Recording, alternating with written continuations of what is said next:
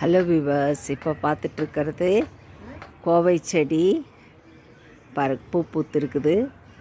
அதுலேயே நல்லா காயெல்லாம் விட்டு இருக்குது. பாருங்க, காய் விட்டு இருக்குது. இப்போ அந்த காயை நம்ம பறிச்சுக்கலாம்.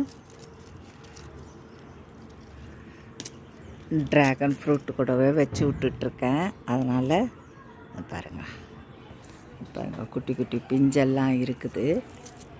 இங்கேயும் பிஞ்சு இருக்குது, நல்லா தெரியுதுங்களா? இது ட்ராகன் கூட இருக்குது. அதனால் கொஞ்சம் உஷாராக தான் பறிக்கணும். முள் அப்படியே குத்துதுங்க. அது பாருங்க.